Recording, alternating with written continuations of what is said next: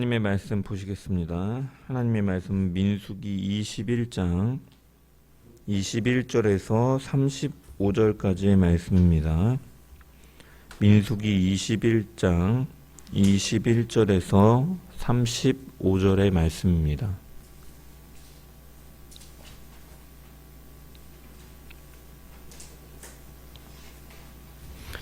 제가 하나님의 말씀을 봉독합니다. 이스라엘이 아모리 왕 시온에게 사신을 보내어 이르되 우리에게 당신의 땅을 지나가게 하소서.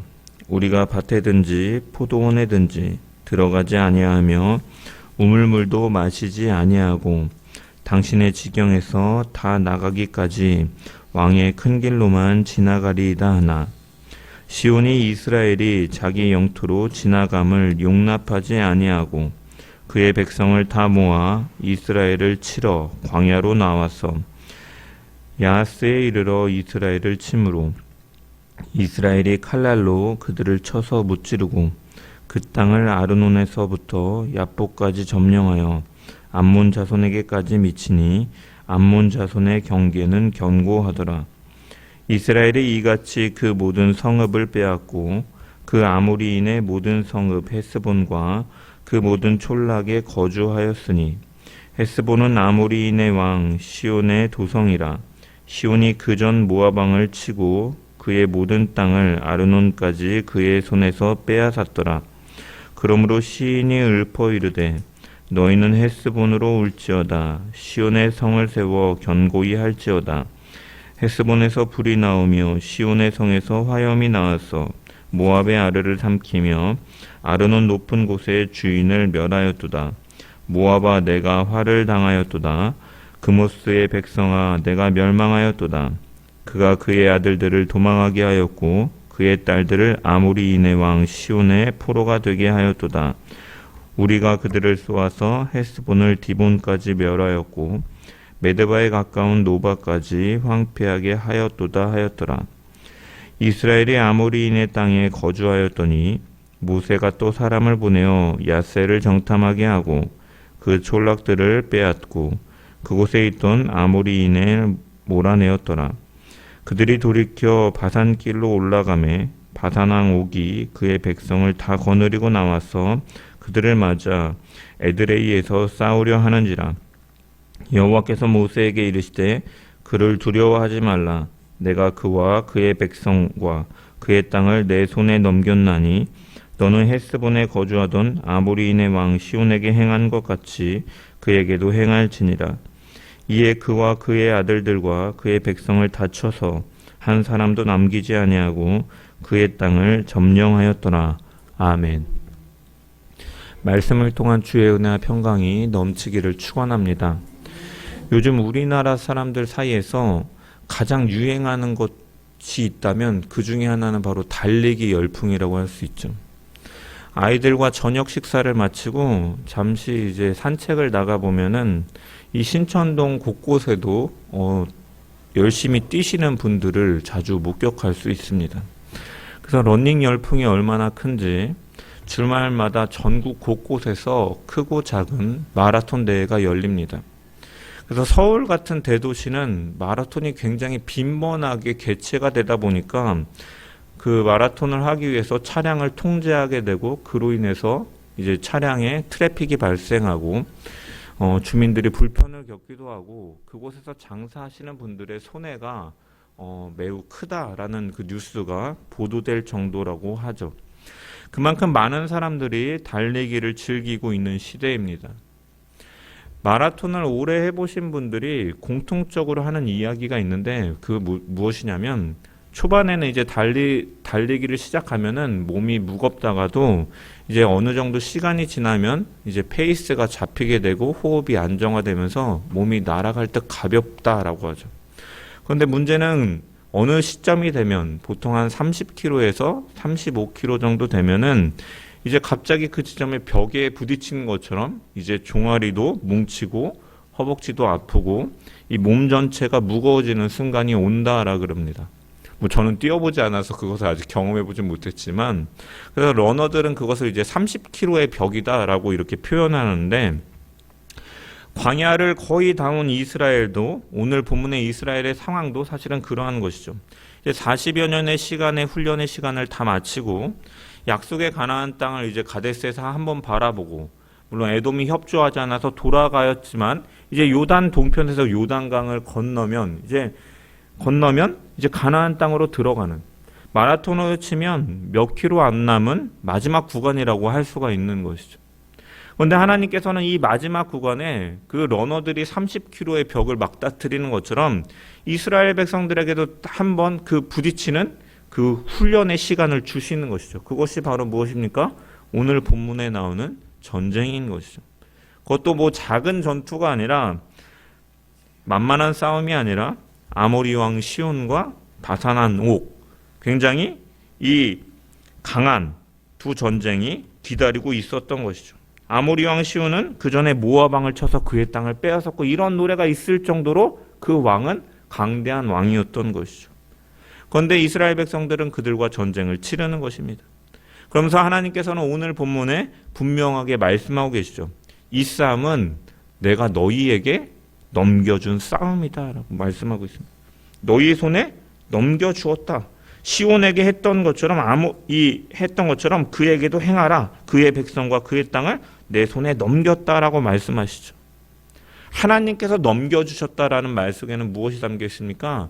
하나님의 주권 속에서 이 전쟁이 이루어지게 되고 그 승리 역시도 약속되어 있다라는 것을 보여주는 것이죠.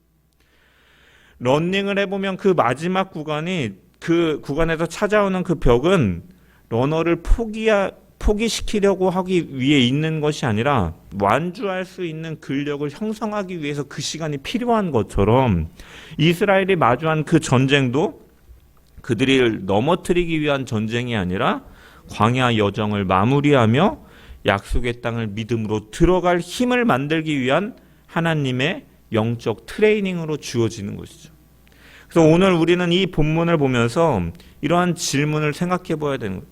왜 하나님은 광야의 마지막 구간에서 이 시온 왕과 이 옥왕이라는 강력한 왕들과의 싸움을 허락하셨는가? 그리고 그 사실을 통해서 오늘날 우리의 삶에 찾아오는 이러한 싸움들은 도대체 내게 어떠한 의미가 있는가를 우리가 말씀을 통해서 깨닫는 시간, 하나님의 음성을 깊이 듣는 시간 되기를 소망합니다. 먼저 21절부터 32절까지는 이 아모리 왕 시온과의 전투를 다루고 있는데, 이 중에 먼저 21절과 22절을 보면 그 시작에 대해서 언급하고 있죠. 그리고 그 시작은 바로 전쟁이 아니라 이제 평화의 요청이 시작되고 있는 것이죠. 21절, 22절 말씀을 보면 이스라엘이 아모리 왕 시온에게 사신을 보내어 이르되 우리에게 당신의 땅을 지나가게 하소서. 우리가 밭에서든지 포도원에든지 들어가지 아니하며 우물물도 마시지 아니하고 당신의 지경에서 다 나가기까지 왕의 큰 길로만 지나가리이다 라고 요청하고 있죠. 당시 고대 근동의 관례를 보면은 이 타국의 영토를 이용하게 될 때는 이러한 먼저 사신을 보내가지고 평화적으로 통과할 수 있도록 요청하는 것이 매우 정상적이고 합법적인 외교 요청입니다. 그렇기 때문에 이전에도 이스라엘이 이제 에돔을 향해서도 비슷한 요청을 하였던 것이죠. 그래서 민수기 20장 17절에 보면 청하건대 우리에게 당신의 땅을 지나가게 하소서.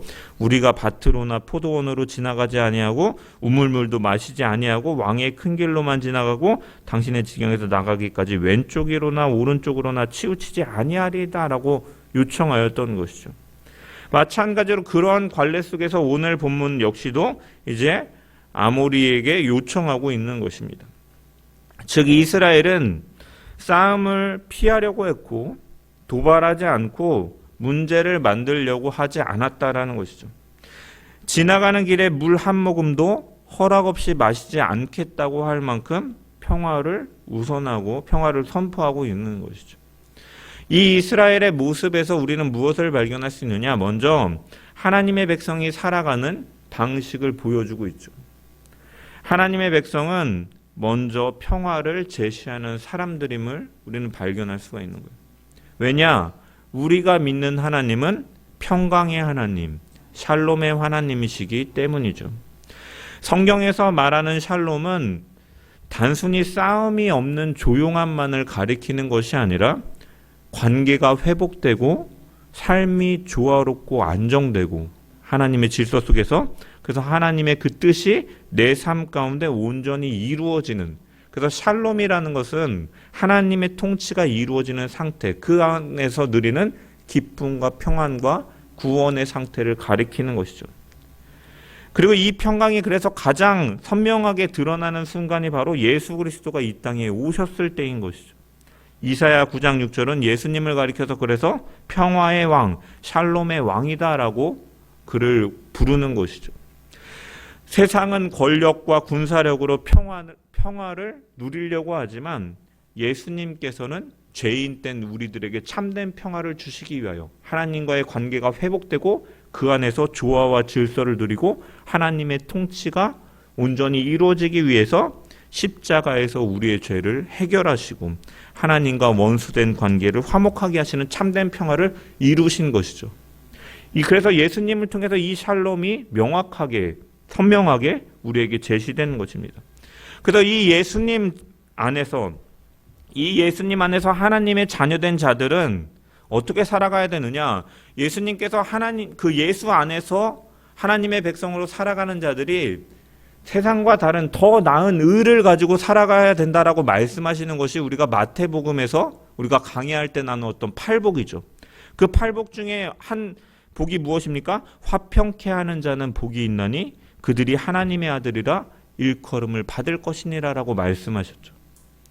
여기서 화평케 한다라는 것은 그냥 분쟁을 피하는 수동적인 평화를 가리키는 것이 아니라 하나님께서 주신 평화를 내 삶 가운데 만들고 세우고 드러내는 사람을 가리키는 거죠.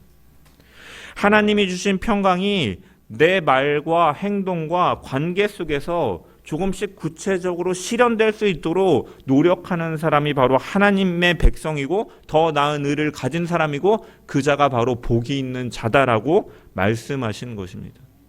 그래서 초대교회 성도들 역시도 이 가르침을 그대로 이어받았던 것이고, 그래서 바울도 로마서 12장에 보면 로마 교회 성도들을 향해서 이렇게 권면하죠. 로마서 12장 18절에 보면은 할 수 있거든 너희로서는 모든 사람과 더불어 화목하라. 여기서 할 수 있거든이라는 말씀은 네가 할 수 있는 모든 영역에서 화평의 원리를 세우기 위하여 최선을 다하며 살아가라라고 말씀하신 것이죠. 이처럼 성도의 기본 자세는 언제나 평화를 제시하고 선포해가는 사람들인 것이죠. 먼저 다가가고 먼저 이해하려 하고 먼저 손을 내밀고 먼저 화평을 말하는 사람인 것입니다. 왜냐? 우리가 믿는 하나님은 그분 자체가 평강의 하나님이시기 때문이죠. 그리고 그 하나님께서 우리에게 허락하신 구원이 전쟁을 멈추게 하고 원수를 형제로 만들게 하고 깨어진 관계가 다시 회복되게 하고 깨어진 것들이 묶어지게 하는 샬롬의 복음이기 때문인 것이죠. 그래서 우리는 신앙생활을 하면서 때로는 이러한 생각을 할 수가 있습니다. 왜 나만 먼저 해야 돼? 왜 내가 먼저 해야 돼? 왜 내가 또 참아야 돼? 세상은 그거에 대해 뭐라고 말합니까? 먼저 참지 마. 먼저 사과하는 게 지는 거야. 한 발 물러서는 거야. 끝까지 버텨라고 말하지만 복음은 그렇게 말하지 않는다라는 것이죠. 하나님의 백성은 상대가 누구냐를 보면서 하는 것이 아니라 그 사람이 나에게 어떻게 했냐를 보면서 하는 것이 아니라 하나님이 어떠한 분이신지를 바라보고 그분을 닮아가는 사람들이기 때문이죠. 그래서 우리가 먼저 다가가고 우리가 먼저 화목을 선포하는 이유는 상대가 선해서가 아니라 하나님께서 평강의 하나님이시기 때문입니다. 그리고 때로는 우리가 먼저 화평을 그렇게 심으려고 할 때 그 관계가 분명히 반드시 다 회복되는 것은 아닐 수도 있다는 것이죠. 하지만 성경은 분명하게 말씀합니다. 그럼에도 할 수 있거든 너희로서는 모든 사람들과 더불어 화목하라. 상대가 어떤 태도를 보이든 내가 해야 될 말과 행동은 멈추지 않는 것. 그것이 바로 내 몫의 평화를 책임지는 삶인 것이죠. 그러므로 우리는 가정에서, 부부 사이에서, 부모와 자녀 사이에서, 때로는 교회의 관계 속에서 네가 먼저 와야지라고 말하면서 버티는 것이 아니라 먼저 손을 내밀고 먼저 말을 건네고 먼저 화해의 손길을 내미는 것이 바로 하나님의 백성의 아름다운 모습인 줄 믿습니다. 내가 있는 삶의 자리에서 평화를 이루는 사랑을 통해서 하나님의 나라를 선포해 나가는 복된 자들 되기를 주의 이름으로 간절히 축원합니다. 그래서 다시 본문으로 돌아가서 이스라엘 백성들은 이처럼 평화를 원하고 있죠. 하지만 시온 왕은 어떻게 반응합니까?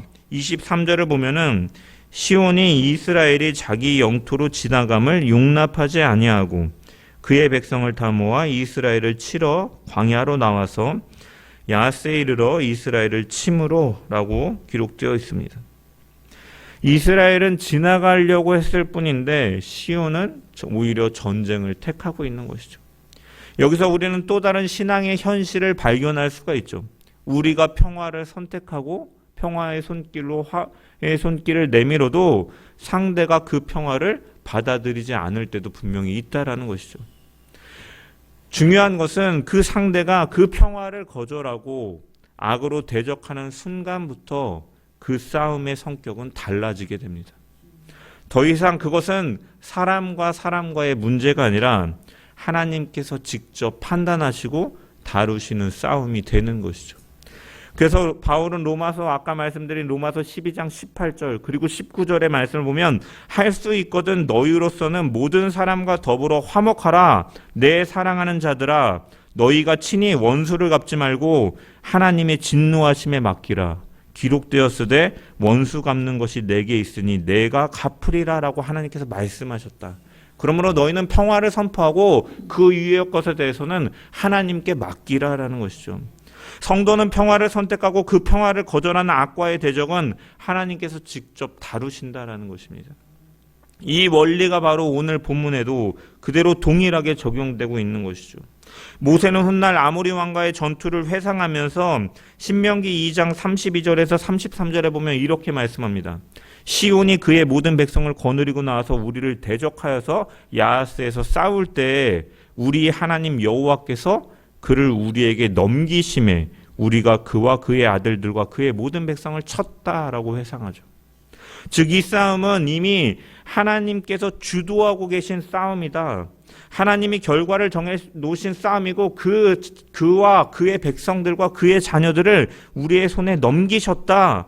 승리는 하나님께서 넘겨주신 싸움이었고 그 결과도 하나님이 결정하신 승리였다라고 고백하고 있는 것이죠. 그래서 오늘 본문 24절에 이스라엘이 칼을 들었지만 칼날로 쳤지만 승리는 그들의 힘에서 나온 것이 아니라 약속을 이루시는 하나님의 손에서 나온 것이죠. 그래서 이스라엘 백성들은 이제 요단 동편의 땅을 차지하게 되고 두 지파 반이 그 땅을 분깃으로 받는 것이죠. 근데 여기서 우리는 한 가지 중요한 질문을 가질 수가 있습니다. 요단 동편은 원래 약속의 땅이 아니었는데 왜 하나님은 이 싸움을 통해서 그 땅을 주셨는가? 왜냐? 요단 동편은 원래 약속의 땅에 명시적으로 포함되지 않은 것처럼 보이기 때문이죠. 아브라함에게 하나님께서 약속하실 때 창세기 12장 7절에 보면 하나님께서는 내가 이 땅을 내 자손에게 주리라라고 말씀하셨을 때 아브라함이 서 있던 그곳은 가나안 땅, 요단 서편의 땅이었던 것이죠. 또한 창세기 13장 14절에서 15절의 말씀도 보면은 롯이 아브라함을 떠난 이후에 여호와께서 아브라함에게 이르시되 너는 눈을 들어서 너 있는 곳에서 북쪽과 남쪽과 동쪽과 서쪽을 바라봐라. 보이는 땅을 내가 너와 내 자손에게 주리니 영원히 이르리라 라고 말씀하셨는데 그때 아브라함이 서 있던 위치는 베델과 아이 사이로 여전히 서편이었기 때문이죠. 이처럼 처음에 요단 동편이라는 것은 불명확해 보이죠. 하지만 하나님께서는 사실은 그 구체적인 실현들을 통해서 이 언약을 점점 더 선명하게 보이시고 발전적으로 성취해 나가고 계십니다. 창세기 15장 19절에서 21절에 보면 이 하나님께서 약속의 땅을 다시 언급하시면서 그 안에 포함된 민족의 이름들이 나열되는데 곧 겐 족속과 그니스 족속과 감몬 족속과 헷 족속과 브리스 족속과 르바 족속과 아모리 족속과 가나안 족속과 기르가스 족속과 여부스 족속의 땅이니라 하셨더라. 아브라함에게 말씀하시면서 이 족속들을 언급하시는데 그 족속 단위에서 누가 언급되어 있습니까? 아모리 족속을 언급하고 계시죠. 즉 약속의 지경 안에 넣어둔 땅이라는 뜻이죠. 그리고 하나님께서는 그 약속을 아모리 왕의 그 대적을 통하여서 약속이 현실 속에서 눈에 보이도록 지경을 넓혀가는 방식으로 그 약속을 성취하고 계시는 것이죠. 평화를 선포하고 하나님의 뜻대로 이스라엘 백성들은 나아갔더니 하나님께서는 희미하게 보이지 않던 것들도 그 상황 속에서 허락하시고 구체적으로 지경을 넓혀가시는 방법으로 약속을 성취하시는 분이시다라는 것이죠. 그래서 이스라엘 백성들은 그 상황 속에서 누가 전쟁을 하고 싶었겠습니까? 그 강대한 이 아모리 족속과 그냥 문제없이 지나가면 좋겠다라고 생각하고 싸우고 싶지 않았고 피하고 싶었을지 모르나 하나님의 생각은 다르셨다라는 것이죠. 이스라엘이 피하고 싶었던 바로 그 자리에서 하나님은 그들의 인생을 한 단계 더 넓히고 강하게 하기를 원하셨던 것이죠. 나는 너희를 여기까지 이끌었고 또한 여기서 너희에게 주려는 땅이 있다라고 하나님께서는 그 일들을 통해 나타내시는 것이죠. 결국 그들이 피하려 했던 바로 그 싸움에서 믿음이 자라고 담대함이 생기고 하나님이 준비하신 그 요단 동편의 기업이 열리게 된 것입니다. 이 사실을 통해서 우리가 분명히 알 수 있는 것은 무엇입니까? 우리는 피하고 싶은데 하나님은 그 자리를 통해서 우리의 믿음을 더 견고하게 하시고 우리의 지경을 확장시켜 나가게 하시려는 때가 우리의 삶 가운데도 분명히 있다라는 것이죠. 우리도 인생을 살아가다 보면은 부딪히기 싫은 문제들이 있고 외면하고 싶은 관계들이 있고 되도록이면 그냥 지나가고 싶은 상황들이 내게 찾아옵니다.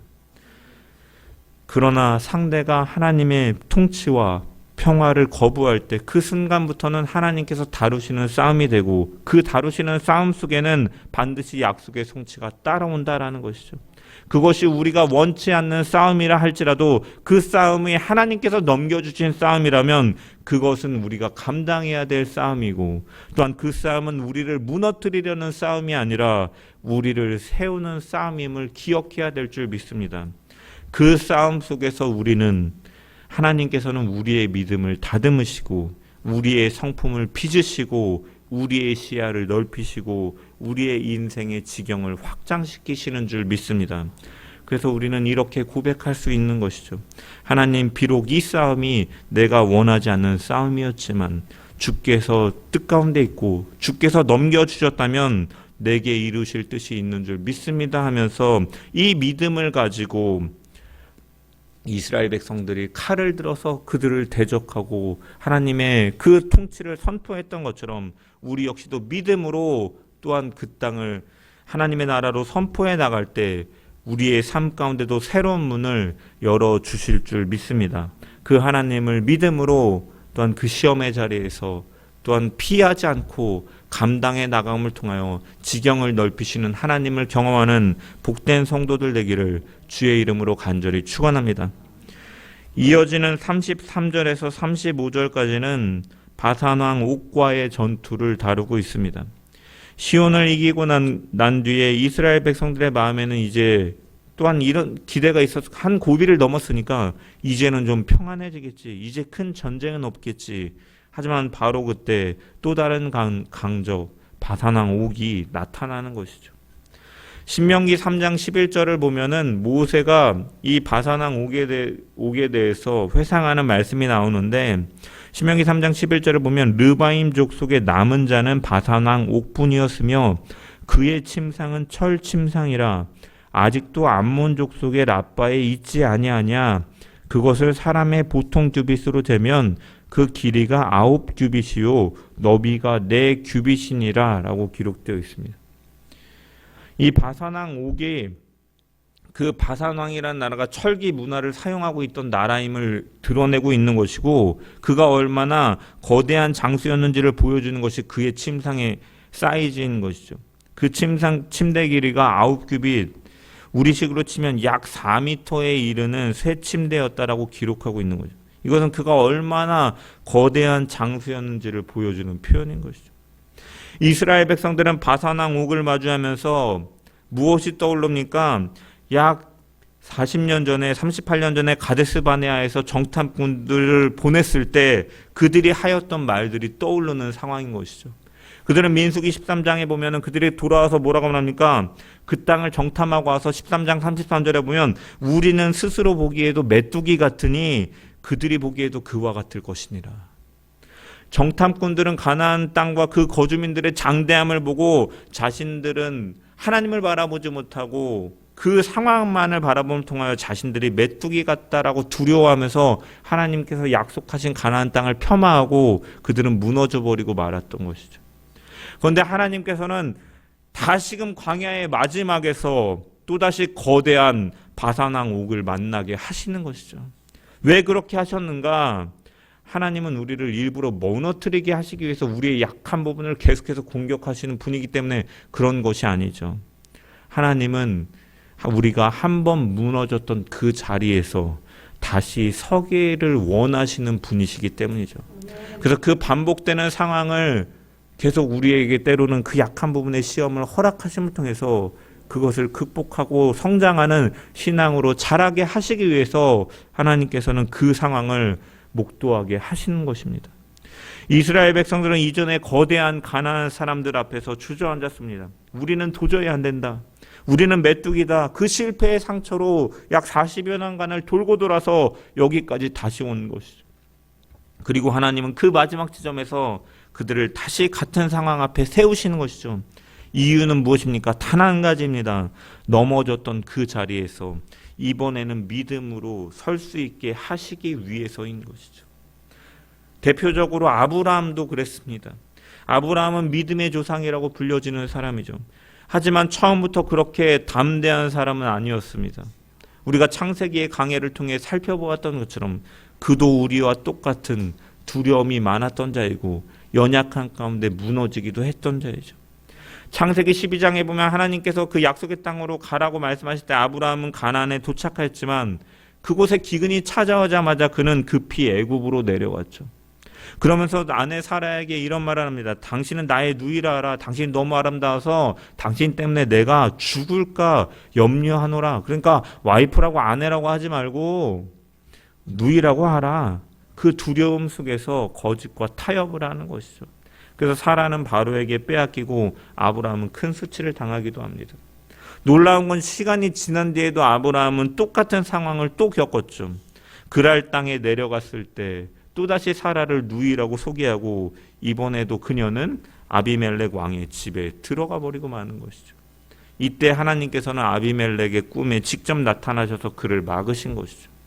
아브라함의 실수를 덮어주셨습니다. 왜 그렇습니까? 아브라함을 두려움에서 건져내기 위한 은혜로서 개입하시는 것이죠. 경험하게 하시고 넘어졌을 때 멈추시고 다시금 그러한 일들을 경험하게 인생의 시간 속에서 경험하게 하심을 통해서 그의 믿음이 자라게 하시기 위해 하나님은 그 섭리로 인도하신 것입니다.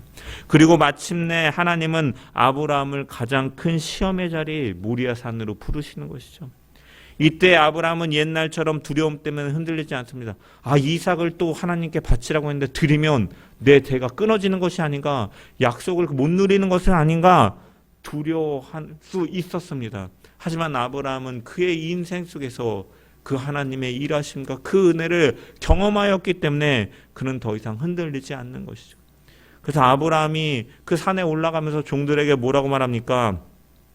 우리가 함께 가서 예배하고 우리가 너희에게로 돌아오리라. 종들에게 이삭과 함께 갔다가 이삭과 함께 돌아오겠다라고 말하고 있죠. 그는 하나님께서 이삭을 빼앗지 않으실 거라는 것을 알았던 것이죠. 믿음으로 알았던 것이죠. 혹여나 이삭을 죽일지언정 하나님은 그 죽은 자를 살리실 수 있는 능력의 하나님이라는 것도 알고 있었기 때문에 그는 믿음으로써 이렇게 고백하고 있는 것이죠. 아브라함이 여기까지 어떻게 왔습니까? 한 번 실패하고 두 번 실패하고 또 실패했지만 그 실패의 자리마다 하나님께서 사랑의 시선으로 바라보시고 손길로 붙드셨기 때문에 그의 믿음이 조금씩 빚어 올려져 이렇게 믿음의 사람으로 고백할 수 있었던 것이죠. 야곱도 마찬가지입니다. 야곱의 인생을 보면은 하나님이 그의 연약한 성품을 어떻게 고치시는지 더 뚜렷하게 보여지는 것이죠. 야곱의 인생을 한마디로 요약하면 속임과 사기입니다. 야곱은 아버지를 속여서 형 에서의 장자권의 축복을 빼앗았죠. 그 결과 도망자가 되어서 평생 두려움과 불안 속에서 살게 되는 것이죠. 하나님은 야곱이 하란에서 이 외삼촌 라반을 만났을 때 야곱이 저지른 그 죄를 다시 경험하게 하심을 통해서 자신의 역함을 바라보게 하셨죠. 라반이 야곱을 속여갖고 그가 반했던 라헬 대신에 레아를 주고 품삯을 중간에 10번이나 바꿈을 통해서 그 힘든 시간들을 경험하게 하시고 밤낮 없이 수고하였지만 항상 억울함과 상처를 안고 살아가도록 하셨던 거죠. 그의 성품 속에 있는 속임이라든지 집착이라든지 자기 중심적인 성향을 라반을 통해서 보게 하신 것이죠. 바라보면서 다듬으시는 시간이 있었던 것입니다. 그리고 결정적인 순간 하나님은 야곱을 형 에서를 다시 만나야 하는 자리로 부르신 것이죠. 그래서 야곱은 평생 두려워했던 그 자리, 자신의 죄, 형을 속이고 아버지를 속였던 그 자리로 나아가면서 두려워하고 고민하죠. 야복강가에서 밤새 씨름하면서 고백하는 거예요. 하나님, 저는 야곱입니다. 야곱이라는 자는 뒤꿈치를 잡는다, 속이는 자. 저는 속이는 자입니다. 사기꾼입니다. 주여 이런 나에게 은혜를 베푸시옵소서, 복을 주시옵소서 라고 고백할 때 하나님은 그에게 뭐라고 말씀하십니까? 내 이름을 이제는 이스라엘이라 하라. 과거의 실패가 끝나고 하나님의 백성으로 새 사람으로 다시 세우신 것이죠. 이처럼 하나님은 우리의 믿음을 실제로 단단하게 빚어주시는 분이신, 우리가 구원에 이르도록 자라게 하시는 분이신 거죠. 그 말씀이 현실이 되도록, 힘이 되도록 반복되는 훈련의 장을 우리에게 때로는 허락하시는 분이신 것입니다.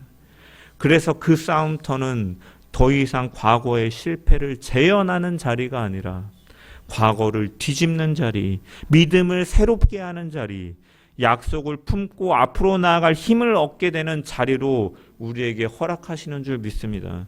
바로 그 자리가 오늘 본문의 이스라엘 백성들에게는 바산왕 옥과의 전투의 자리인 것이죠. 우리도 이러한 경험을 할 때가 많이 있습니다. 지난번에 실패했던 자리, 상처받고 도망쳤던 관계, 두려워서 피했던 도전들, 믿음이 흔들렸던 문제들, 그런데 하나님께서는 어느 날 또다시 우리에게 비슷한 문제를 허락하실 때가 있다라는 것이죠. 그러면 우리는 이렇게 말하고 있습니다. 하나님, 왜 또 이 시련을 나에게 주십니까? 왜 또 이와 같은 상황을 만나게 하십니까? 그러나 하나님께서 우리를 같은 자리에 같은 방식으로 세우시는 것은 실패하게끔 하기 위해서 세우시는 것이 아니라 믿음으로 서게 하시기 위해서 그러한 길을 인도해 가시는 분이심을 믿습니다.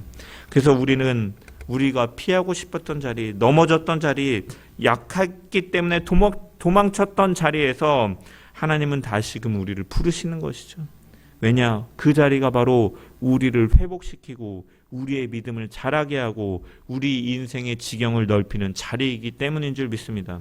그러므로 사랑하는 성도 여러분, 우리가 반복되는 실패의 자리 앞에 섰을 때 과거의 두려움에 눌려서 주저앉아 있는 것이 아니라 이번에는 안 될 것 같다라는 마음에 사로잡혀 있는 것이 아니라 그 자리에서 하나님을 의지하고 하나님의 뜻을 기억하는 가운데 다시금 믿음으로 서서 그 자리를 뚫고 나가는 믿음의 용사들로 서가는 저와 여러분 되기를 주의 이름으로 간절히 축원합니다.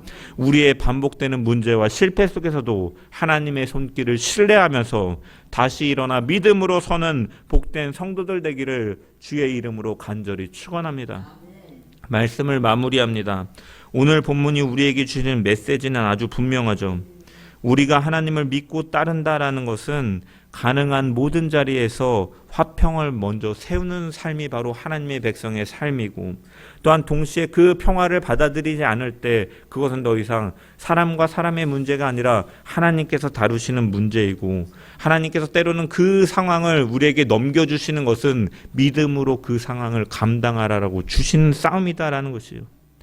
이스라엘 백성들은 싸우고 싶지 않고 조용히 지나가기를 원했지만 두 번의 거대한 전쟁이 찾아옴을 통해서 그 시간들을 통해서 하나님께서는 이스라엘 백성들에게 40년 동안 넘어졌던 불신앙의 자리에서 그들을 다시 세우기 위해 이러한 일들을 행하시는 것이죠. 그 결과 그들이 그냥 지나가고 싶었던 그 요단 동편의 그 땅이 새로운 기업으로 열리게 된 것입니다. 우리는 이 말씀을 기억하면서 어디서든 먼저 화평, 평화를 제안하는 사람으로 살아가야 됩니다. 가정에서, 부부 사이에서, 자녀 관계 속에서, 직장의 관계 속에서, 교회 공동체 안에서도 먼저 손을 내미는 사람들이 된, 왜? 하나님이 샬롬의 하나님이시기 때문에. 그 하나님을 믿는 가운데 우리는 평강을 심는 사람이 되어야 되는 것이죠. 그럴 때 하나님의 나라가 바로 우리의 가정 속에서, 우리의 일터 속에서, 우리의 교회 속에서, 우리가 있는 그 자리 가운데 선포되어지는 줄 믿습니다. 그리고 평화를 거부하는 싸움은 하나님께서 친히 다루시는 줄 믿습니다. 우리가 아무리 평강을 말해도 상대가 받아들이지 않을 때, 그러나 성경은 말씀합니다. 여호와께서 시온을 우리 손에 넘기셨다. 평화를 거절한 싸움은 하나님께서 다루시고, 우리가 원치 않았던 싸움이라도 하나님께서 다루시고 넘겨주신다면 그 결과 역시도 하나님의 손 안에 있음을 믿으시길 바랍니다. 그 싸움은 우리를 무너뜨리기 위한 싸움이 아니라 하나님께서 우리를 세우시는 자리입니다. 그 자리에서 믿음이 더 깊어지고 관계의 질이 새로워지고 우리의 영적 지경이 넓혀지기를 소망합니다. 다시 서라라는, 그 문제 앞에 다시 서라라는 하나님의 부르심 속에 우리는 무너지지 않고 그 하나님을 의지하는 가운데 일어서게 하시는 하나님을 신뢰하고 그 자리를 믿음으로 뚫고 나가는, 서가는 주의 백성들 되기를 주님의 이름으로 간절히 축원합니다. 주께서 주시는 평강 안에서 다시 일어서고 약속의 땅을 향해 끝까지 달려나가는 복된 성도들 되기를 예수 그리스도의 이름으로 간절히 축원합니다.